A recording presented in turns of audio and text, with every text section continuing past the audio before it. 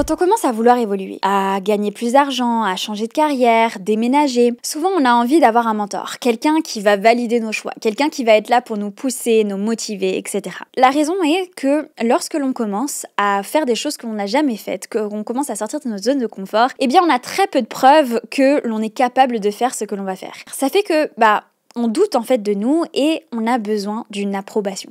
Moi, je le vois très souvent, par exemple, dans les membres de la formation WeInvest. Il y a toutes les infos pour pouvoir investir. Les personnes vont faire leurs analyses de manière hyper approfondie, hyper carrée, vont créer leur portefeuille, leur répartition, leur analyse, etc. Et souvent, vont m'envoyer un mail parce qu'il y a le service, il y a un service client en fait à vie. Tu peux me poser toutes tes questions, c'est moi qui réponds. Elles vont m'envoyer un message pour me dire est-ce que tu peux regarder mon portefeuille juste pour être sûre, etc. Et en fait, souvent le portefeuille il est parfait, il est nickel. Elles ou ils les ont super bien analysé. Mais c'est juste que, étant donné qu'il y a encore des doutes au fond de soi, on n'est pas sûr de faire la bonne chose, etc., eh bien on a besoin de ce sentiment d'approbation. Et donc c'est pour ça qu'aujourd'hui, j'avais envie de vous partager différentes manières que j'ai utilisées au fur et à mesure de mon évolution et que j'utilise encore aujourd'hui pour bien m'entourer, pour arriver à m'entourer en fait de personnes qui me motivent, des personnes qui me donnent envie d'aller plus loin, de redoubler d'efforts, etc.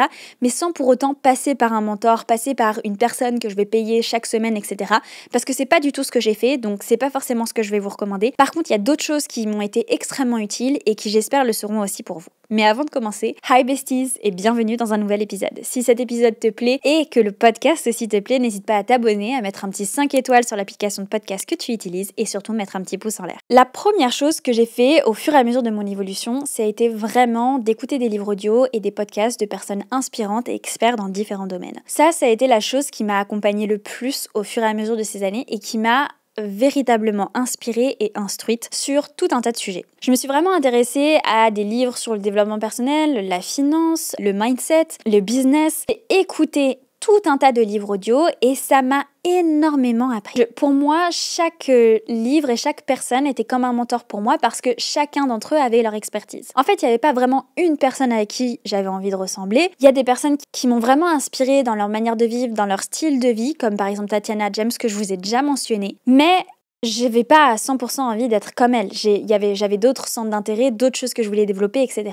Et du coup, je suis allée un peu en fonction de mes besoins, rechercher des livres et rechercher des experts qui allaient pouvoir m'apporter les connaissances que je voulais. Et je pense que ça, c'est le meilleur accompagnement que tu peux avoir. C'est-à-dire chaque jour, que ce soit via un podcast, via un livre audio, des vidéos YouTube, etc. C'est de suivre des gens qui sont experts dans le domaine que tu as envie de développer. Ça peut changer au fur et à mesure des mois. Ça peut être le business, puis le marketing, puis les investissements, puis le développement personnel, les relations de couple. Enfin, j'ai eu plein de différentes périodes avec différents focus. Mais en fait, je suis vraiment allée chercher les experts à chaque fois et je me suis sentie comme mentorée grâce à leurs livres, grâce à leurs podcasts au fur et à mesure que je les écoutais et au fur et à mesure du temps. Et donc ça, c'est vraiment la première chose que tu peux faire. Dans ceux, par exemple, que j'ai beaucoup écouté ou que j'écoute encore beaucoup, il va y avoir Alex et Leila Armoudi, il peut y avoir aussi Tony Robbins que j'adore, il y a aussi les livres, par exemple, de Napoleon Hill, de T. Harv Eker, qui sont géniaux. Il y a Rachel Roger, qui m'avait beaucoup inspirée, qui est une businesswoman, qui accompagne d'ailleurs les entrepreneurs, etc., avec des formations. Vanessa Lowe, qui est une entrepreneuse absolument géniale. Malheureusement, elle a fait toute une année sabbatique et depuis, son contenu a un petit peu changé. Mais quand elle était à sa gloire, c'était vraiment une mine d'or. J'adorais la suivre, je mangeais son contenu. J'étais au sport en train de faire mon cardio, je regardais toutes ses vidéos. C'était absolument génial. Elle est encore intéressante, mais le contenu a un petit peu changé.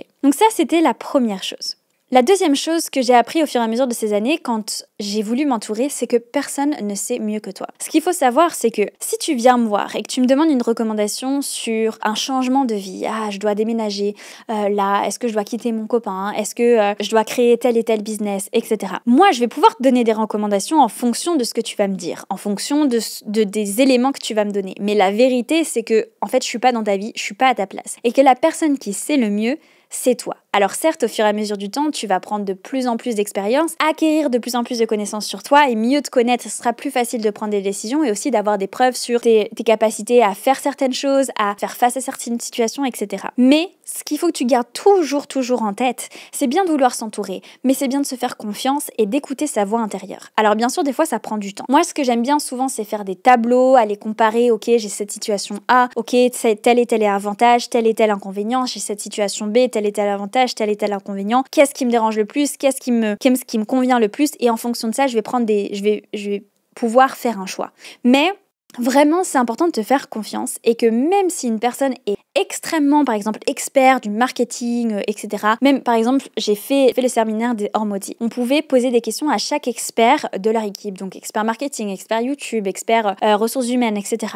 Tous, je leur ai posé des questions. Ils m'ont donné tous des recommandations ultra utiles. Mais ce qui est vrai, c'est qu'ils ne sont pas à 100% dans mon business et donc ils n'ont pas tous les tenants et les aboutissants. Et du coup, c'est important, certes, de prendre leurs conseils et de les écouter, qui sont extrêmement précieux, mais aussi de savoir réfléchir par soi-même et de mesurer en fait la réponse qu'ils nous ont donnée, savoir prendre ce qu'il y a à prendre et aussi savoir soit, par exemple, des fois, il y a des conseils qu'on va me donner, mais je vais les différer, je vais les prendre. Je me dis, ok, c'est pas pour maintenant, je vais l'appliquer peut-être un peu plus tard. Ou alors, je me dis, je trouve que ça ne convient pas tant que ça à mon business. Peut-être d'un point de vue marketing, c'est une très bonne stratégie que plein de business appliquent, mais je trouve que pour mon business à moi, mes valeurs, etc., c'est pas forcément quelque chose que je veux appliquer. Je vous prends par exemple le fait, voilà, il y a énormément de vendeurs de formation qui utilisent des setters. Pourquoi ils utilisent des setters et des closers? Donc c'est des personnes qui vont faire des appels pour pouvoir vendre les formations des différents infopreneurs. Pourquoi il y a ces personnes-là, ces setters et ces closers? C'est quand on met les formations à un prix assez élevé, donc aux alentours de 1000, 1500, 2000 euros. Moi, pour moi, j'ai pas envie d'être dans ces prix-là parce que j'ai envie que mes formations soient accessibles. J'ai pas envie que les gens fassent des crédits pour accéder à mes formations. Et je pense aussi que je peux avoir un business qui tourne très bien, apporter énormément de valeur, pouvoir vraiment faire grandir la formation, apporter encore plus de connaissances, avoir encore plus d'employés pour que la formation soit encore plus complète, qu'il y ait encore plus de soutien, etc. sans pour autant mettre un prix qui est aussi élevé. Moi, c'est ma croyance. Mais il y a certaines personnes qui vont te dire non, il faut forcément que ce soit dans les 2000 euros si tu veux vraiment pouvoir apporter de la qualité, etc. Chacun ses croyances. Moi, je pense ça. Et du coup, on va me dire tu devrais appliquer cette stratégie-là, etc.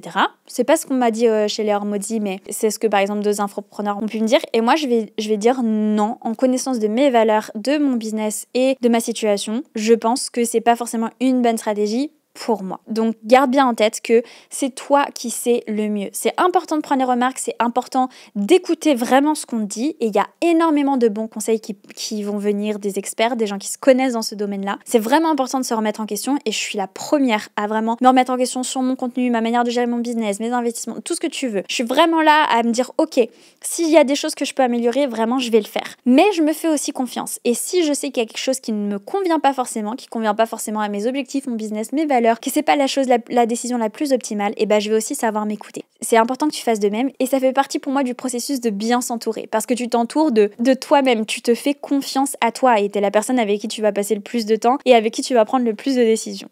La troisième chose pour bien s'entourer, c'est d'arrêter justement de s'entourer des personnes qui vont avoir des réactions extrêmes quand on va leur dire certaines choses. Par exemple, tu partages un rêve, tu dis moi j'ai envie de gagner 10 000 euros par mois. Et si la personne a une réaction immédiate qui est mais n'importe quoi, c'est inaccessible, ou t'es fou de penser comme ça, ou si par exemple il y avait une personne de mon entourage à qui j'ai dit écoute, j'ai dépensé 9 000 euros dans une formation là récemment et qui m'a dit mais t'es complètement folle, c'est énorme, etc. Ça vaut pas du tout le coup. Il faut éviter d'être entouré de personnes comme ça. Pas parce que c'est des mauvaises personnes, c'est juste que ces personnes, elles ont des croyances limitantes, mais en fait, c'est surtout que sur toi, ça va vraiment agir. Même si tu te dis, je m'en fiche, elle a pas raison, je sais que c'est un bon investissement ce que j'ai fait, etc. Une fois que cette personne-là, elle t'a dit cette parole-là, ça va prendre ton émotion où t'étais genre super high ici, genre super content. Ouais, j'ai acheté ma formation, par exemple. Ouais, j'ai acheté ma formation, elle est trop bien, trop géniale, je vais tout défoncer, je vais acheter des dizaines de milliers de business. J'ai payé 9 000 euros pour un truc qui, ça se trouve, va rien me rapporter, qui, ça se trouve, est pas bon, etc. Alors que t'en sais rien. Mais juste, ça va prendre ton émotion, ton énergie, ça va la mettre tout en bas. Et le problème, c'est que tu vas garder un peu ça en toi. Tu vas en fait digérer un peu cette pensée limitante. Alors, bien sûr, tu peux travailler pour passer au-dessus, etc. Mais le moins, t'es confronté à ce genre de réactions qui sont quand même assez difficiles. Et moi, je sais que pendant longtemps, j'étais avec quelqu'un qui allait en fait réagir comme ça. Et c'était assez dur parce que moi, je suis quelqu'un qui rêve beaucoup, qui voit grand et qui aime partager ça. Donc j'allais dire, ouais, alors là, j'ai pour projet de déménager à tel endroit. Là, j'ai pour projet de créer tel business, etc. Et en fait, j'allais avoir une personne en face de moi qui est là, genre, non, c'est pas possible, genre, on verra plus tard parce que là, voilà, des choses comme ça qui en fait prennent ton émotion et te la mettent au plus bas. Alors bien sûr, tu peux remonter, hein. Moi je suis la pro à me dire ok, non, on prend les mauvaises pensées, les mauvaises humeurs, on les met de côté. Mais quand même, c'est pas évident. Et le moins on est confronté à ce genre de situation où les personnes, elles prennent nos émotions et elles les mettent tout en bas et elles contrent en fait notre enthousiasme, etc., le mieux c'est. Donc ça, c'est aussi une chose importante dans le fait de bien s'entourer, c'est d'éviter de s'entourer de personnes qui vont dire ce qu'elles pensent et ce qu'elles ressentent. Parce que je veux faire une parenthèse quand même. Par exemple, je suis sûre que dans mes amis, dans mes meilleurs amis, il y a des fois, je leur raconte des trucs, elles doivent se dire, mais elle est complètement ouf cette nana. Ou what the fuck, enfin, elles doivent se dire, mais qu'est-ce qu'elle pense, ou genre c'est inimaginable, ou genre c'est dingue, ou c'est fou ce qu'elle a dépensé comme argent, enfin, pour cette formation, enfin voilà. Mais elles vont pas me le dire. Et en fait, c'est juste que je suis bien entourée parce qu'elles sont dans la bienveillance et que ce qu'elles veulent, c'est me pousser vers le haut au maximum. Donc peu importe, même si pour elles, ce sont des choses qui sont pas forcément imaginables ou qui peut-être sont pas avec leurs valeurs ou qui leur correspondent pas ou dans les choses dans lesquelles elles ne croient pas, elles vont pas me confronter en mode bam. Elles vont juste se dire bah ok, je t'écoute, j'accueille ton enthousiasme, mais peut-être juste bah elles auront pas forcément le même enthousiasme mais en tout cas elles ne vont pas casser ma manière de penser, casser mon enthousiasme, casser mon rêve. Et ça, c'est très important. Et c'est une preuve de respect aussi énorme, c'est accepter que l'autre est différent. Et ça marche pour tout, on a tous des croyances différentes. Moi aussi, il y a certaines choses que peut-être mes amis vont me dire et je vais être là genre « what the fuck, je suis pas d'accord, machin ». Mais je vais pas en fait leur balancer en plein visage. Je vais juste être là, je vais les écouter. Et on peut continuer sur ce sujet-là. Je vais aussi les soutenir si elles veulent aller dans cette direction. Et de toute façon, on a tous notre chemin et si on doit se casser la figure, on se cassera la figure et on apprendra et si tout doit fonctionner bien, eh bien tout fonctionnera bien. Ensuite, le point suivant, c'est de trouver des experts dans chaque domaine que l'on veut apprendre. Si tu as un domaine que tu veux développer dans ta vie, eh bien va chercher des personnes qui s'y connaissent. Tu veux apprendre à investir en bourse, tu vas chercher des personnes qui sont experts dans l'investissement en bourse. Tu vas apprendre à investir en immobilier, chercher des experts dans l'investissement immobilier. Dans la création de business, experts dans la création de business. Et en fait, moi, c'est ce que j'ai fait vraiment pour chaque chose que j'ai envie d'apprendre, donc que ce soit les business, que ce soit les cryptos, que ce soit développer un business en ligne, Amazon FBA. Je suis allée voir les experts et j'ai acheté leur formation. J'ai aussi consommé leur contenu et c'est comme ça en fait que j'ai vraiment avancé et que je me suis vraiment bien entourée. C'est que je suis allée les chercher les experts dans chaque domaine et grâce à ça, j'ai pu me former et acquérir ces compétences. Et c'est vraiment la meilleure chose que tu vas pouvoir faire si tu veux évoluer parce que tu vas apprendre des meilleurs et tu vas pouvoir éviter énormément d'erreurs que ces personnes ont fait pour toi et en fait pouvoir avancer beaucoup plus vite. Et enfin, le dernier point, c'est d'assister à des événements en présentiel. Récemment, j'ai fait par exemple le séminaire de Ormody où c'était que des entrepreneurs. J'ai pu justement networker avec des personnes qui étaient dans la même situation que moi. C'est des relations qui sont différentes, c'est-à-dire que j'ai pas rencontré mes meilleurs amis là-bas. Et ce n'est pas du tout les mêmes relations que j'ai avec mes meilleurs amis. Par contre, ce sont d'autres types de relations. Des relations où on va partager des points communs forts sur le fait d'être entrepreneur, de créer des business, où on va aussi pouvoir s'apporter énormément de valeur. Tu fais ça comment? Moi, je fais ça comme ça.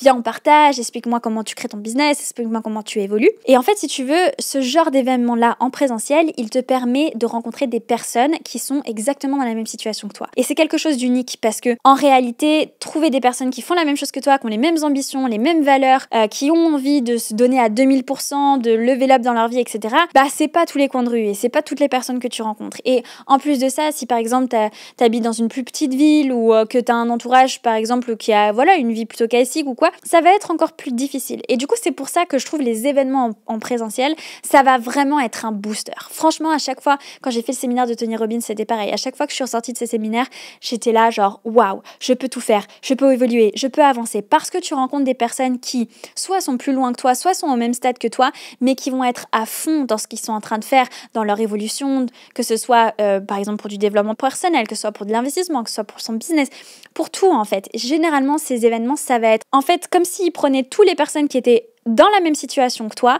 qui les mettaient au même endroit, donc forcément tu vas pouvoir faire des connexions uniques. Et d'ailleurs j'en profite pour te dire qu'il reste encore des places pour le séminaire We Reach que j'organise le 16 et 17 novembre à Paris. C'est un séminaire durant lequel on va travailler à la fois sur ton développement personnel, mais surtout sur ton plan d'enrichissement. En fait, tu as la première matinée qui va être sur le développement personnel, et après l'après-midi du samedi et toute la journée du dimanche, on va créer ensemble un plan d'enrichissement, que ce soit sur de la diversification de revenus, que ce soit sur les investissements, que ce soit sur la création de ton portefeuille. Tu vas vraiment être accompagné de A à Z à travers des talks que je vais animer personnellement, où je vais te transmettre un max d'infos, à travers aussi des exercices que tu feras en individuel et aussi des exercices que l'on fera en groupe afin que tu puisses connecter avec justement des personnes qui sont comme toi, ambitieuses, qui ont envie de s'enrichir, qui ont envie d'évoluer dans leur vie. Bref, je te le dis en étant 100% confiante, vraiment, toutes les personnes qui sont venues au séminaire dans la première édition qui était en avril ont eu des connexions de dingue et se voient encore, ont encore fait des dîners, etc. Et m'ont dit vraiment, j'ai rencontré des personnes qui étaient hyper inspirantes, hyper bienveillantes et ça m'a vraiment fait du bien. Ça veut pas dire que les personnes autour de toi, c'est pas des bonnes personnes, etc. C'est juste d'autres types de relations. Ça va être des relations qui vont être là pour se booster, pour se motiver, pour se donner à fond. Et tu vas aussi avoir tes relations amicales, peut-être que tu as depuis des années, qui sont ton cocon, qui va te permettre de te livrer, qui va être aussi un soutien, qui va être ta zone de confort parce que c'est important de l'avoir. Bref, c'est un autre type de relation, mais ce sont des relations qui peuvent vraiment t'apporter énormément et moi en tout cas qui m'inspirent beaucoup et qui me donnent envie de me donner encore plus à 2000% et donc ça fait partie notamment du fait de bien s'entourer. Voilà, c'est tout pour moi aujourd'hui. J'espère que cet épisode il t'aura plu et qu'il t'aura apporté. N'hésite pas à mettre un petit 5 étoiles et à mettre un petit pouce sur YouTube si tu me regardes et on se retrouve lundi prochain pour un nouvel épisode.